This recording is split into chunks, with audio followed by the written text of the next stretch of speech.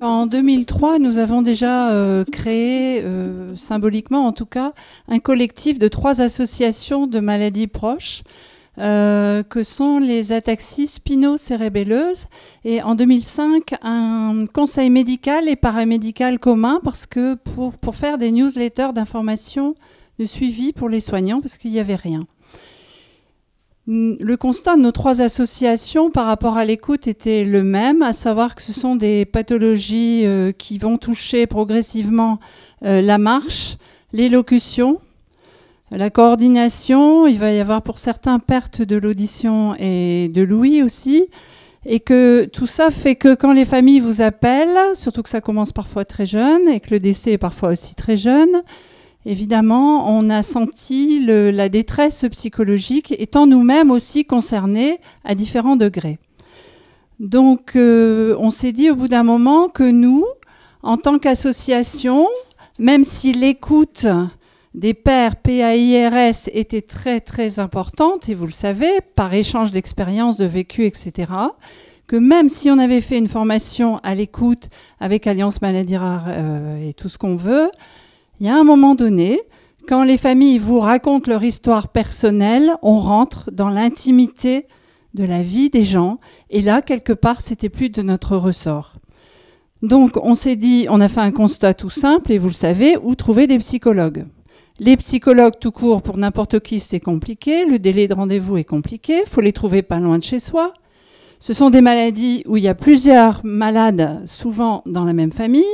Il faut se déplacer, un cabinet inaccessible, les honoraires, on n'en parle pas, et des psys qui ne connaissent pas obligatoirement nos pathologies. Donc on a travaillé pendant 1 an avec les psychologues des centres de référence pour voir ce qui était faisable à distance et aussi pour repérer l'existant. Et l'existant, effectivement, il n'existait que dans des grosses structures, AFM, sclérose en plaques, mais pas pour nous. Alors on s'est jeté à l'eau. Et connaissant 2 femmes remarquables qui allaient partir en retraite et se disant « zut, on ne va pas les louper », on a mis en place, et Marie-Lise en faisait partie aussi de ce groupe de travail, un service de soutien psychologique à distance fin 2009. On a été rejoint par la 3e association ASL en 2013 et c'est un service qui est exponentiel dans les demandes et qui marche très très bien et qui pour nous, responsables associatifs ou engagés, nous aide énormément. On a aussi créé, il y a 2 ans, un service d'orientation sociale. Ça sera un autre sujet. Donc, je passe la parole à Martine et Marie-Christine, qui sont 2 femmes remarquables. Trop gentil. En tout cas, merci à la filière de nous avoir invités. Donc, tout d'abord, dire qu'il s'agit d'un dispositif particulier. Et je vais vous expliquer en quoi ce dispositif est particulier. Voilà. Donc, dans le cadre de cette écoute téléphonique, c'est un service donc, qui s'adresse à la fois aux personnes qui sont concernées par les pathologies, à leur entourage familial et aux professionnels. On verra qu'il y a quelques professionnels qui ont pris contact avec le service. 4 heures par semaine, donc il est ouvert le mardi de 15h à 19h et à la fois, donc toutes ces personnes peuvent prendre contact avec le service. C'est un numéro de téléphone qui est gratuit et l'activité est de soutien psychologique, de conseil aussi, c'est-à-dire les personnes viennent vers nous pour demander parfois conseil sur un problème précis. Ça peut être comment est-ce qu'on va parler de la maladie à nos enfants qui ont 7-8 ans. Ce qu'on essaye de faire, c'est pas tant de donner un conseil, mais de faire en sorte que les personnes elles-mêmes accèdent à reconnaître leurs propres compétences dans le domaine parce qu'elles sont en général tout à fait capables d'élaborer elles-mêmes des réponses à ces questions. Orientation et information, on y reviendra. Donc 2 psychologues, Marie-Christine et moi-même, qui intervenons 1 semaine sur 2, tous les mardis. Le premier contact se fait par téléphone ou par mail et il y a possibilité il y a une certaine souplesse possible parce que vous le savez tous très bien, la fatigabilité et aussi les problèmes de dysarthrie font que les personnes en question, parfois, au bout de 10 minutes, un quart d'heure, c'est extrêmement difficile de continuer. Donc, on peut fractionner dans l'après-midi et faire en sorte que les personnes y aient un premier appel et qu'ensuite, on puisse les rappeler plus tard et donc avoir un entretien en 2 séquences. Et puis le fait qu'on soit 2 psychologues, comme vous le disiez, il y a souvent plusieurs personnes qui sont concernées dans une même famille ou des personnes qui sont concernées et les autres pas. Et 2 personnes d'une même famille peuvent nous solliciter et on a justement le fait d'être 2, on peut tout à fait se relayer. Alors... Ça devrait. Donc, j'ai pris l'exemple de 2015 pour vous montrer le nombre d'appels en moyenne dans une après-midi. C'est 7 appels en moyenne, je dis bien. Donc, vous voyez que nos après-midi sont bien remplis avec un temps d'appel qui est en moyenne d'une demi-heure à 3 quarts d'heure et nouveaux appels par semaine, de 1 à 2 nouveaux appels. Pardon ? De nouvelles personnes qui appellent. Par quels moyens les personnes apprennent-elles l'existence du service ? Essentiellement par les sites internet des associations. Vous voyez, pratiquement 3/4 des personnes l'apprennent ainsi. Par aussi médecins et psychologues des centres de référence. Et enfin, nous avions fait une affiche qui se trouve dans un certain nombre de consultations de neurologie. Et là, c'est aussi par le biais de ces affiches-là. Pourquoi les personnes nous contactent-elles ? Alors, elles peuvent nous contacter à des moments clés de leur vie. Ça peut être à l'occasion d'un mariage, d'un décès, d'un changement dans la vie professionnelle ou de l'annonce et de l'évolution de la maladie. À ce moment-là, souvent, ce sont plusieurs séquences de 5 à 7 appels qui leur suffisent et ils ont, bien des personnes nous ont dit, on a sur notre table la carte avec votre numéro et on sait très bien pour nous, vous êtes là d'une certaine façon. Vous êtes un pilier et vous êtes là et si on a vraiment besoin, on vous rappelle. Et puis, deuxième type de situation, et là les entretiens sont beaucoup plus réguliers, de 12 à 20, mais ça peut être davantage actuellement, des problèmes préexistants qui sont accentués par l'arrivée de la maladie. Je pense à une dame qui nous parlait de tous les problèmes qu'elle avait avec ses sœurs et ses frères. Et finalement, elle s'est rendue compte au bout d'un certain temps que même avant la maladie, c'était tout à fait existant quand elle était toute petite. Et elle a fait ensuite une démarche vers une psychologue extérieure, beaucoup plus tard, parce qu'elle voulait arriver à comprendre le pourquoi de ce qui s'était passé dans son enfance. Et donc là, elle n'avait plus besoin de quelqu'un qui connaissait la maladie. Et puis, il peut y avoir des problèmes précis avec des entretiens ponctuels sur une question qui peut être plus ponctuelle. Ça, Marie-Christine, tu y reviendras peut-être. À la fin des entretiens, la plupart des personnes nous disent qu'elles reprendront contact avec le service si elles en ressentent le besoin. Alors, je vous ai noté, pour que vous le voyez brièvement, entre 2010 et 2015, l'évolution du nombre d'appels. Vous voyez, 186 en 2010. Il y a eu un certain temps où c'était à peu près constant. Et puis là, une augmentation du nombre d'appels à partir de 2013. Jusqu'à 2015, vous voyez, on n'a pas tout à fait doublé, mais largement un accroissement du nombre d'appels. Pourquoi ? C'est pas seulement par le fait qu'une troisième association nous ait rejoints, mais c'est parce que les personnes demandent davantage d'entretien que dans les années précédentes des autres associations. Je reviens encore sur ce qui était dit précédemment.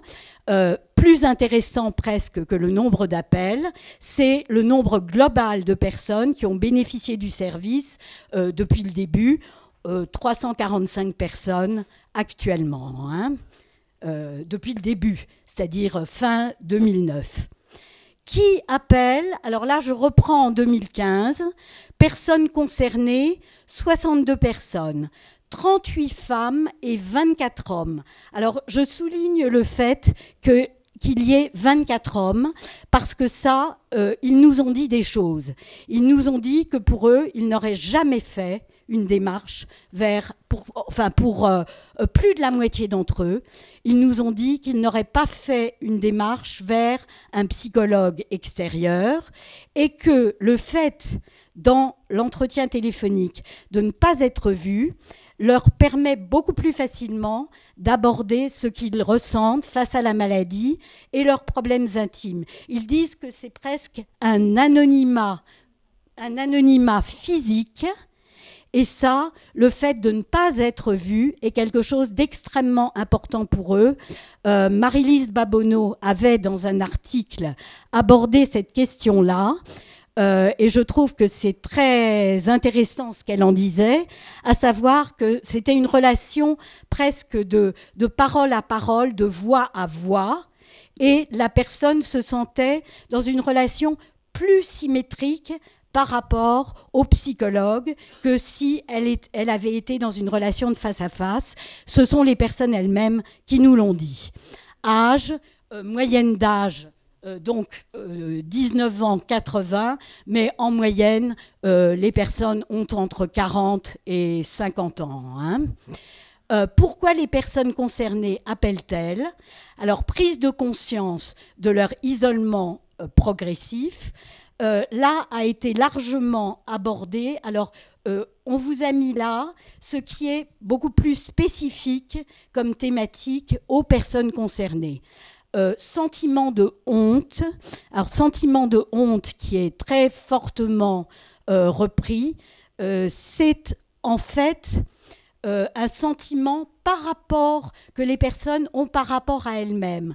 Une dame me disait, eh bien écoutez, moi j'ai fait beaucoup de sport et en particulier j'ai fait beaucoup de courses et je pensais être en haut de l'affiche. Eh bien vous voyez comment je suis maintenant, je suis en fauteuil et je ne veux absolument pas que qui que ce soit me voie. J'ai vraiment le sentiment que je vaux plus rien. Donc, crainte des regards des autres, peur de sortir et de tomber, tout ceci fait que petit à petit, des personnes se rendent compte du fait qu'elles se sont isolées. Angoisse par rapport aux étapes de la maladie, vous imaginez bien, aux atteintes possibles et aux répercussions sur les conditions de vie à venir, et les difficultés à contrôler leurs émotions.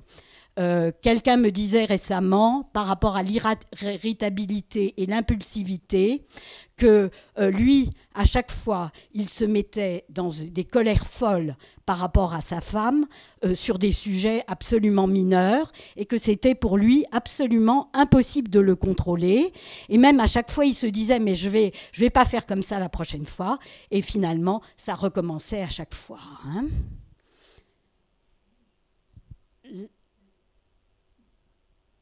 Alors, pourquoi donc perte de l'estime de soi, le sentiment de honte en lien avec la maladie et son évolution, je vous l'ai déjà dit, et l'expression d'une grande vulnérabilité psychique avec parfois des idées noires, des personnes qui disent on voudrait bien disparaître, hein, dans un contexte dépressif et d'appel à l'aide. Merci. Donc, qui appelle? L'entourage familial. Alors, il faudra enlever familial, on a oublié de l'enlever. Mais l'entourage est de 28 personnes, donc 22 sont des parents, des conjoints, parfois des enfants d'âge mûr, d'âge adulte, 6 professionnels, donc soit des hospitaliers, ou bien des personnes du secteur médico-social, quelquefois des assistantes sociales, quelquefois des orthophonistes ou des psychomotriciennes, et en général pour des situations assez complexes. Et pourquoi l'entourage appelle-t-il? Donc, les personnes se questionnent sur les attitudes à avoir par rapport à la personne concernée par la maladie. et aux autres membres de la famille, les frères et sœurs, les grands-parents, les oncles, des tantes. C'est vrai que quelquefois, des patients nous l'ont dit eux-mêmes, depuis que je suis malade, je n'ai jamais autant dit merci. On m'aide finalement pour un peu tout, c'est bien, mais nous, on peut faire aussi des choses. Et souvent, ils sont étonnés de voir comment on les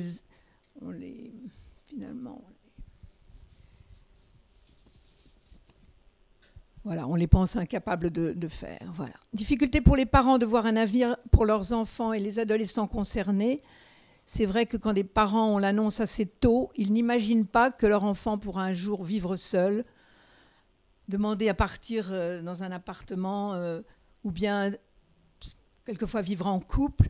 C'est vrai que souvent on leur propose d'aller dans les réunions d'associations pour voir des jeunes mais aussi des adultes qui ont eu leur vie, qui ont eu des enfants, qui ont continué à travailler.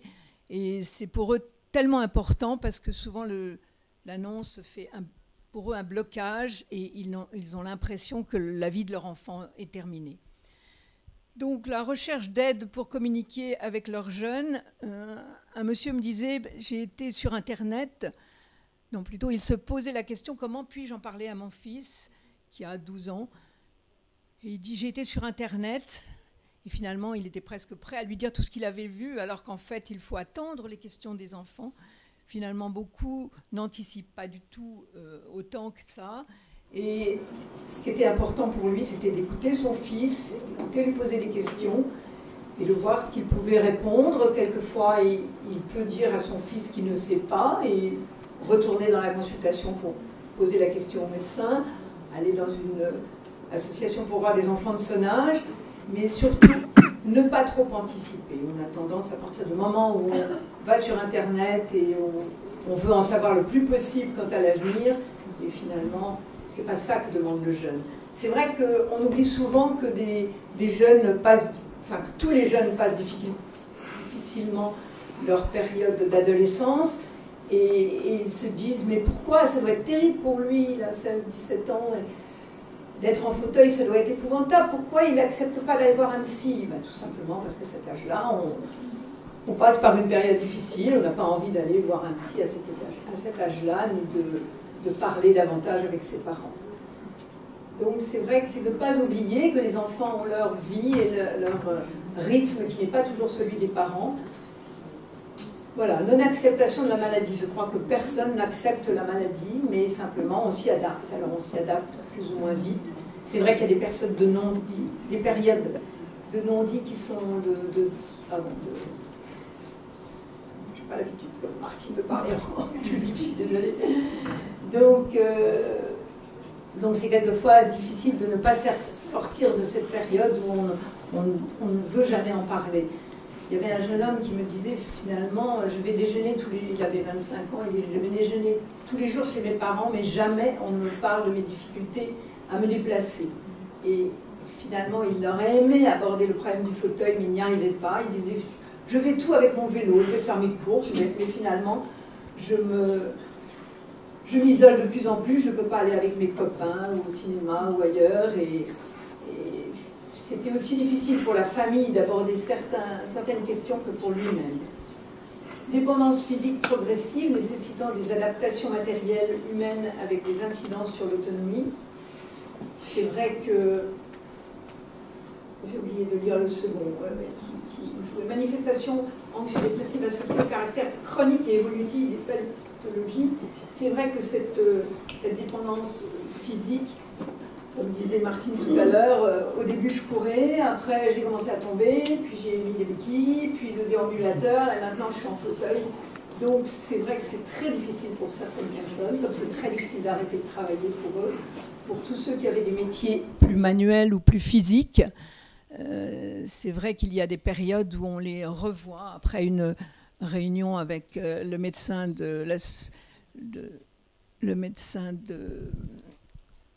la sécurité sociale ou des décisions de la MDPH, et c'est souvent à ces moments-là qu'ils reprennent contact, qu'ils rediscutent parce que ça a été des périodes difficiles. Problème de communication dans la famille. Donc, comme on l'a dit, c'est pas toujours facile pour la famille non plus de parler de certaines choses. Et finalement, voilà, il y a aussi des périodes, il y a aussi des déclics. Certains me disaient, le regard des autres, je ne peux pas te supporter. Puis un beau jour, eh bien, j'ai réussi à accepter le regard des autres. Pareil pour les déambulateurs, je ne voulais pas en entendre parler. Et finalement, j'ai accepté de sortir avec mon déambulateur. Donc la surprotection, j'en parlais tout à l'heure, c'est vrai que pour certains, on veut tout leur faire et finalement, on les...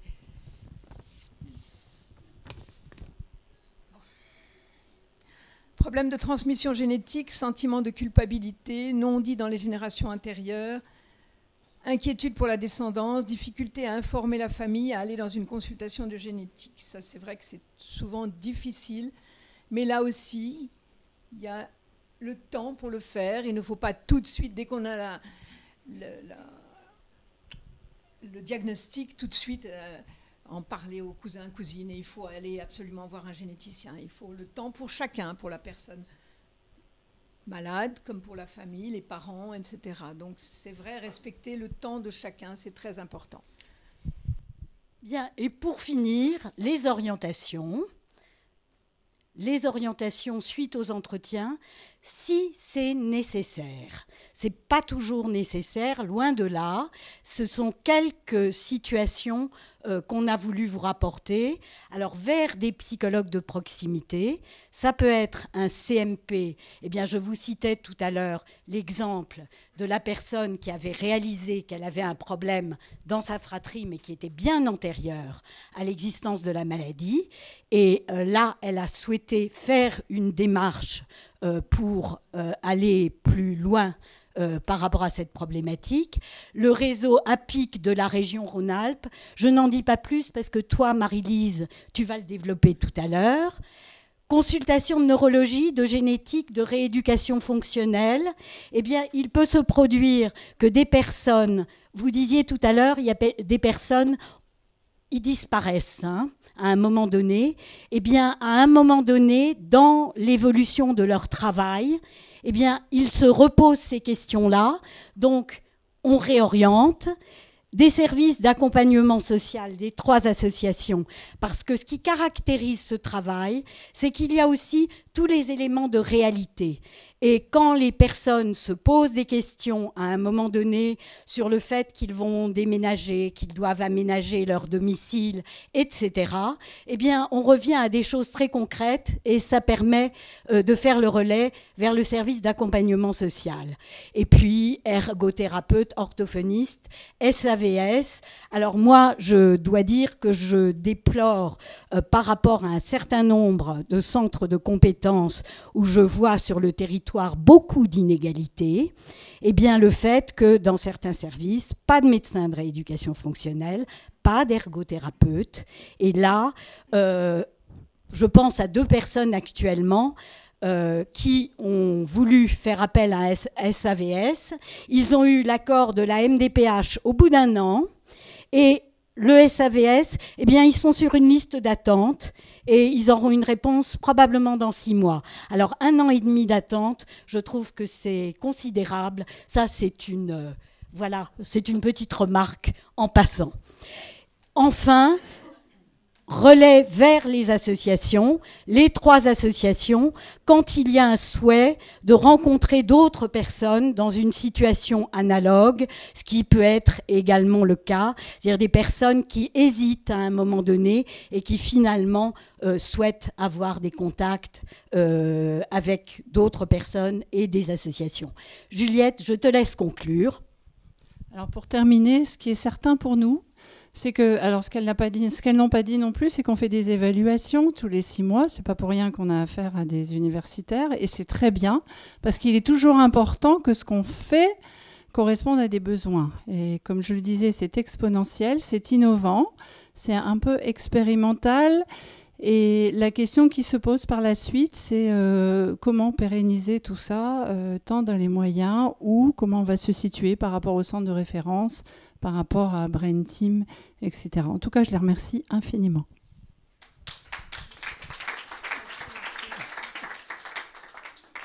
Des questions peut-être?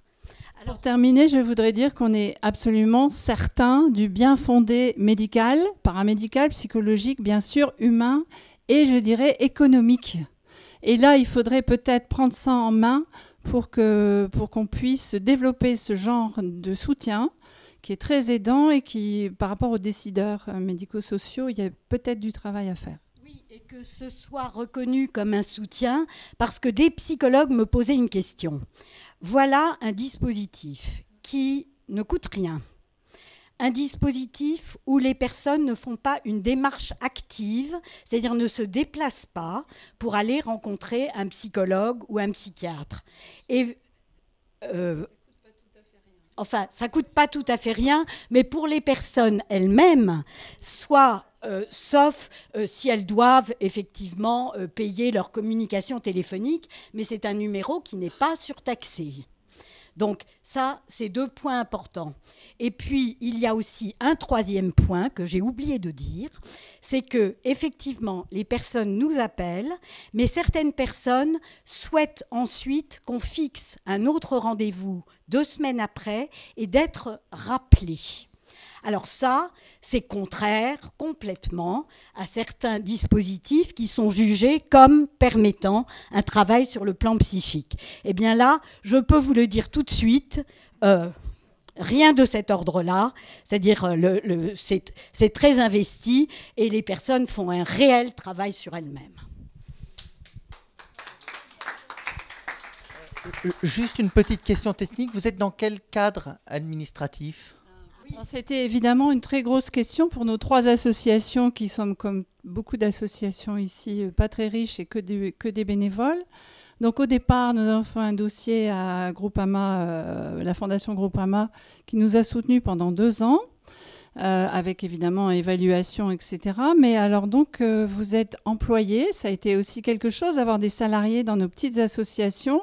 Pas facile à décider avec tout ce que ça peut comporter de complications. Et en fait, vous êtes déclaré en chèque emploi associatif, avec un contrat. Et donc, vous, derrière, vous gardez une assurance professionnelle ? Oui. Oui, ça me semble... voilà, c'est... Quand elles disent que c'est gratuit, en fait, maintenant, ce sont les 3 associations qui payent leur salaire. Alors, nous, on est parti tout doucement sur 4 heures semaine. On se rend bien compte que ça devient insuffisant, donc on va voir la suite. Ça, c'est bien vrai qu'actuellement, quand on a 17 personnes en moyenne, je suis autour de 10. Non, mais c'est évident qu'il va falloir qu'on mène une réflexion là-dessus. Par contre, je me permets quand même d'insister sur l'importance d'une assurance professionnelle. Et attention à l'association, parce que si vous avez quelqu'un en chèque emploi-service qui n'est pas assuré, dès qu'on est dans le domaine de la santé, les coûts au moindre problème peuvent être des choses absolument inimaginables. Imaginez que suite à un rendez-vous téléphonique, il y ait un suicide et que votre responsabilité soit mise en cause. Il faut une très bonne assurance et pas faire ça. Et je le dis à toutes les associations, faites très très attention au cadre. Je voudrais que vous voyez qu'il y a énormément d'obstacles à ce genre de choses.